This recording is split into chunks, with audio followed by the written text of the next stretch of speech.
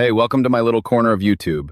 This is where I share things I enjoy, moments from life, and content that hopefully makes your day a little better. If you like relaxing, real, and relatable videos, don't forget to subscribe and stick around. Hey everyone, glad you're here. Before we get into this one, I want to ask, where are you watching from?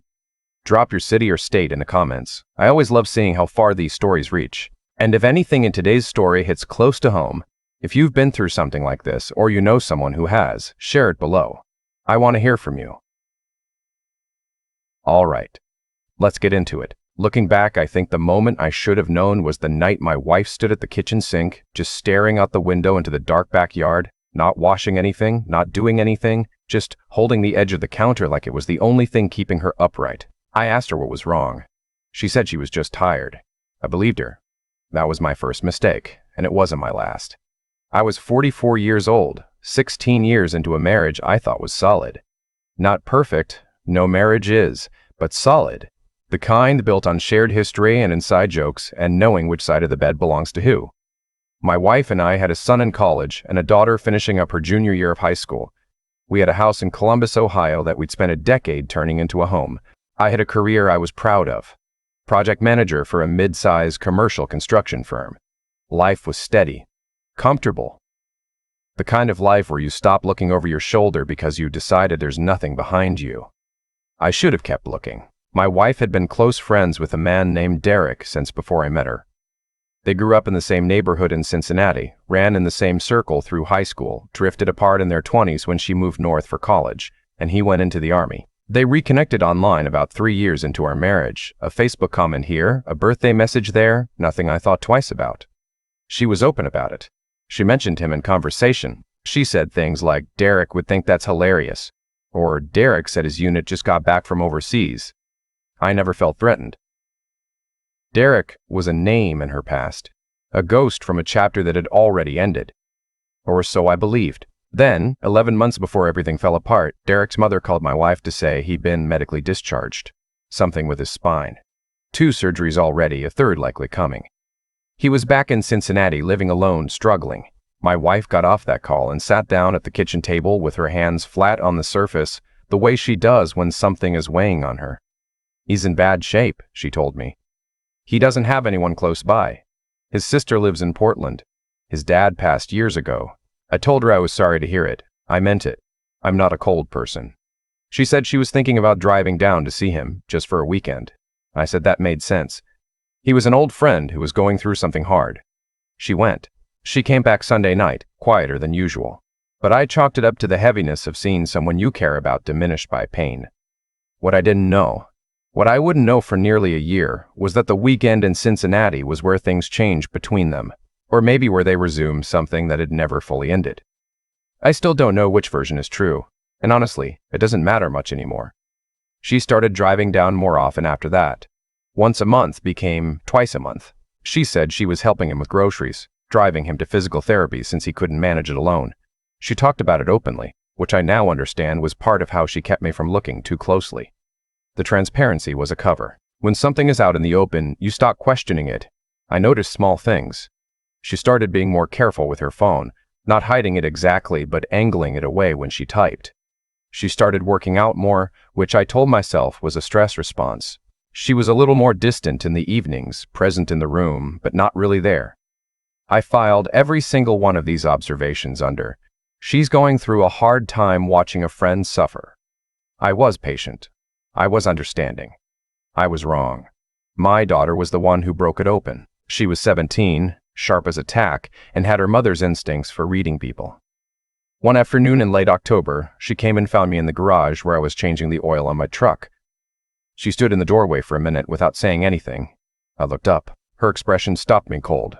Not upset exactly, but the face of someone who has decided to do something difficult. She said, Dad, I need to show you something, and I need you to not react until you've heard everything. She handed me her phone. She'd been following her mother on Snapchat for years, the kind of casual digital overlap between parents and teenagers that nobody thinks about. Her mother had forgotten that she'd accepted the follow request back when the app was new.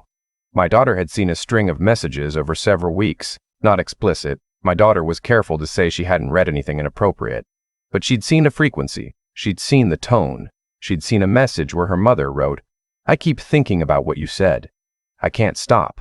I can't keep pretending nothing is different." My daughter stood in that garage doorway with her arms crossed over her chest and tears she was refusing to let fall. And she said, "I don't know exactly what's happening, Dad, but I know something is wrong. And I couldn't keep this to myself anymore." I don't remember the next hour clearly. I remember telling her she did the right thing. I remember hugging her and feeling her finally start to cry against my shoulder. I remember going inside and pouring a glass of water I never drank. That night, after my daughter had gone to her room, I sat in the living room and waited for my wife to get home from her Tuesday evening run. When she walked in, cheeks flushed, earbuds around her neck, she smiled at me and said she was starving. Was there anything left from dinner? And I looked at her, this woman I had built 16 years with, and I said, "We need to talk." She knew.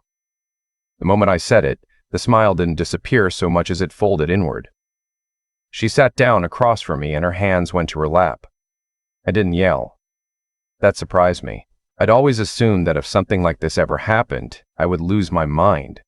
Instead, I felt very still and very cold, the way the air feels in the hour before a bad storm. I told her what our daughter had shown me.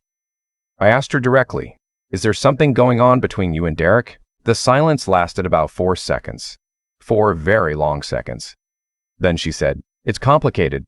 I told her to uncomplicate it. She cried. She told me that somewhere in those visits to Cincinnati it had shifted from friendship to something else. She said she hadn't planned it. She said she hadn't wanted it to happen. She said Derek was going through so much pain and she had been a source of comfort, and then one night it had crossed a line. And after that, I stopped her. I asked how long. She said about 6 months. 6 months, while I was going to work and coaching my daughter's softball games and planning a summer vacation to Colorado that she'd seemed genuinely excited about. 6 months.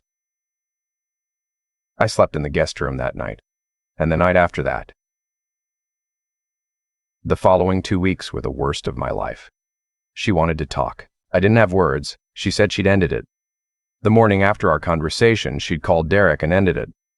She said it meant nothing. Then she said it had meant something, but it was over. I didn't know which version to believe. I'm not sure she knew either. She suggested couples therapy. I agreed because I didn't know what else to do with myself. Our first session was with a therapist I'll call Dr. Feldman, a man in his mid-50s with a very organized office and a habit of nodding slowly while you spoke, as if each word needed time to land. He was patient with my wife as she described her grief over watching Derek suffer and how it had led her somewhere she regretted. He was patient with me as I sat with my jaw tight and said almost nothing. Then at the end of the session, he said something that made me feel like the walls were rearranging themselves. He said sometimes when a marriage has been stable for a long time, one partner can develop emotional needs that go unspoken, and vulnerability in someone else can feel like a mirror. He looked at me when he said it, not at her. At me, as if I were a contributing variable to the equation. I said, with as much politeness as I could manage, I'd like to reschedule. I called my attorney on the way home. The attorney confirmed what I suspected. Ohio is a no-fault state. The affair wouldn't change the asset split in any meaningful way.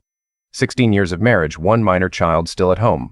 By higher income, I'd be looking at spousal support. I sat in the parking garage after that call for about 20 minutes, staring at the dashboard, doing the math on a life I hadn't asked for.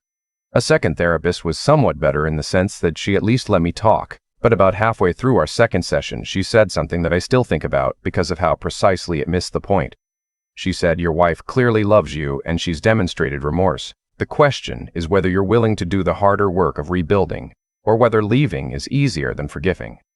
Easier. She used the word easier. I looked at her for a moment, and then I said, with as much calm as I had, I didn't break my vows. I didn't lie. I didn't spend 6 months in another city with someone I used to love. Leaving isn't easier. It's the most painful thing I've ever considered. But you're sitting there asking me whether I'm willing to do the hard work, as if I'm the one who took the shortcut. I'd like you to look at the 2 people in this room and tell me again who chose the easier path. She opened her mouth and then closed it. My wife stared at the carpet. I didn't go back after that. The months that followed had a particular texture I struggle to describe. Not grief exactly, more like the feeling of a city after a power outage. Everything's still standing. Everything's strangely quiet.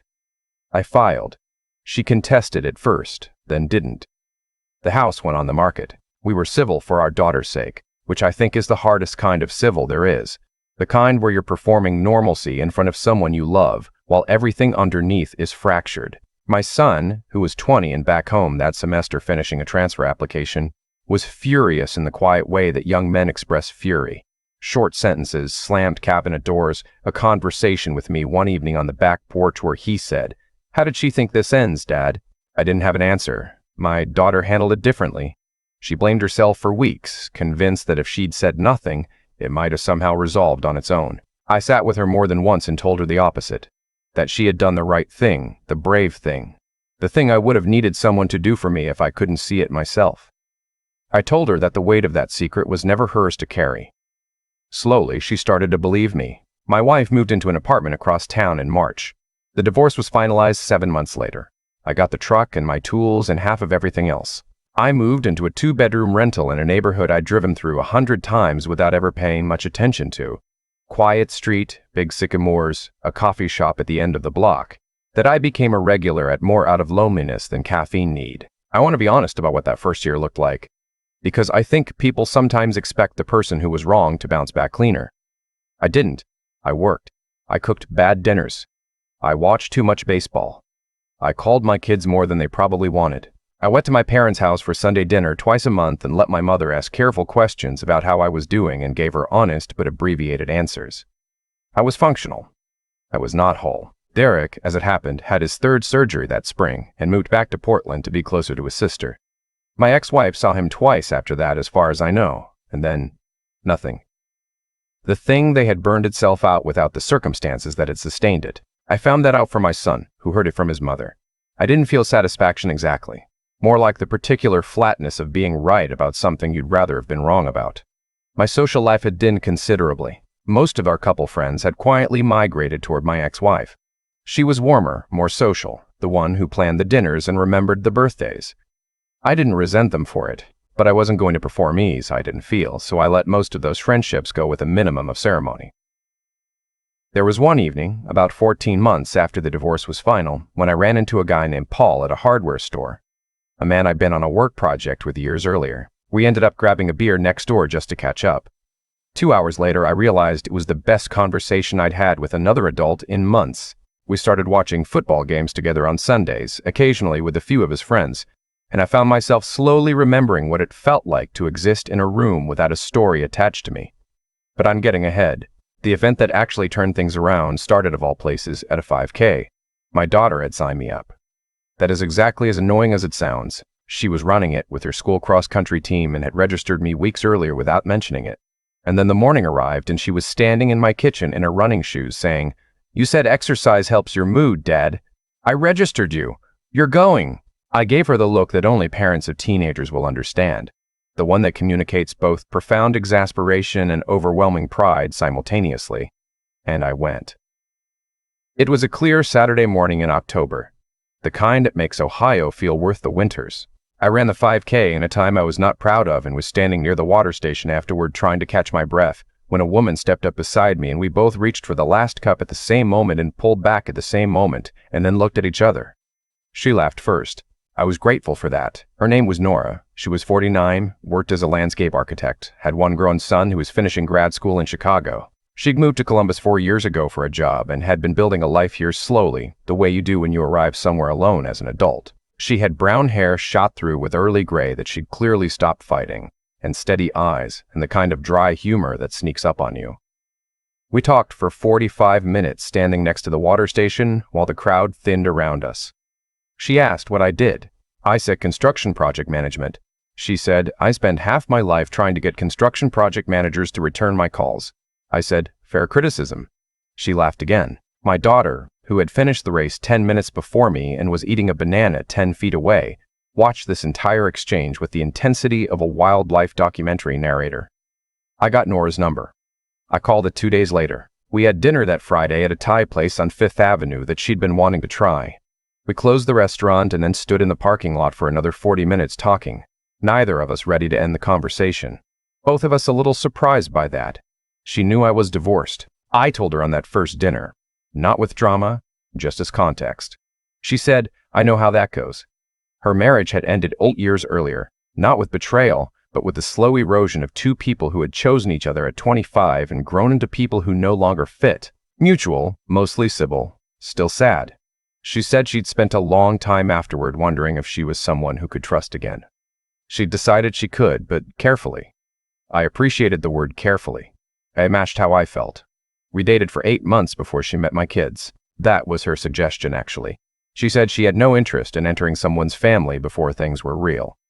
By the time she and my daughter sat across from each other at a Sunday brunch, things were real. My daughter shook Nora's hand, looked her straight in the eye, and said, "I've heard a lot about you." Nora said, "Same." They found out they both hated cilantro and liked the same podcast about true crime architecture, which is apparently a genre that exists, and by the end of brunch, they were on their phones showing each other episodes. My son met her over the holidays. He was quieter about it, watchful in the way he'd become since the divorce. But by the end of the evening, I saw him laughing at something she said, genuinely, not performed, and I felt something loosen in my chest that I hadn't realized was still clenched. I proposed 14 months after the 5K. Nothing elaborate. We were on the back porch of her place on a Sunday evening, having the kind of aimless conversation that you can only have with someone you've gotten very comfortable with, and I told her I didn't want to figure out the rest of this without her. I had the ring in my jacket pocket. I'd been carrying it around for 3 weeks, waiting for the right moment, and had finally understood that with her, there was no wrong moment. She looked at me for a long second and said, "You're sure?" I said I'd never been more sure of anything. She said yes. I called my son first. He was quiet for a moment and then said, "She's good, Dad. I mean it." I smiled and told him I knew. My daughter called me back before I'd even dialed her. Her mother had mentioned seeing my car in Nora's neighborhood, and my daughter, being my daughter, had put it together before I could explain. She said, "Oh my God, tell me you asked her." I said I did. She made a sound I can only describe as a noise a human being makes when they are genuinely delighted and not trying to be composed about it. My ex-wife heard about the engagement through the kids. She called me, which surprised me, and was composed and not unkind. She said she hoped I was happy. I told her I was. There was a pause, and then she said, "She better deserve you." I didn't really know what to do with that, so I just said thank you and we hung up. She still lives across town. She and Derek never picked back up. She'd mentioned to my son once that she thinks she knew, even during it, that what she felt for him was something unresolved from 20 years ago rather than something real in the present. And by the time she'd blown up her life to find out, it was already over. I don't say that with satisfaction. I say it because I think it's the truth about a certain kind of affair. Not a great love story, not even a choice made for the right reasons, just the pull of an old wound reopening and two people too weak in a particular moment to close it. My kids see her regularly. They love her. She is, in many ways, still a good mother. Those things coexist. Nora and I got married on a Saturday in June at a small vineyard outside Columbus. 40 people. My daughter as a reader. My son as best man. The toast he gave was exactly 9 sentences long. He told me beforehand he wasn't a speech person, and he was going to keep it brief. He said, "My dad taught me that how you handle the worst thing that happens to you says more about who you are than anything else." He handled it better than most people would. And he found someone who sees that. Welcome to the family, Nora. That was 3 years ago. We have a house now, one we picked out together from nothing, which is a different experience than inheriting a shared life. We talked about every cabinet handle. We argued cheerfully about the kitchen backsplash for 2 weeks. We have a rescue dog who has decided the couch belongs to him and has won that argument completely. Some nights I sit out on the back porch with a drink, and Nora comes out and sits beside me, and we just exist in the quiet for a while. And I think about the version of my life where I had never found out, where I had kept being patient and understanding and filing everything under "she's just tired," until she decided to tell me, or until she didn't. I think about that man standing at the kitchen sink, not seeing what was right behind him, and I feel something that isn't quite pity and isn't quite gratitude. He did the best he could with what he knew. Once I knew, I did something different. That, I think, is the only part I have any control over. What you do after you know. And I hope, wherever you are watching this from, that if you're in the middle of a moment where something isn't adding up, trust what you're feeling. Trust the people who love you enough to tell you the hard thing. Trust that there is a life on the other side of the worst moment, and that it can be, if you let it, genuinely good. That's the part nobody tells you early enough. Take care of yourselves. I'll see you in the next one.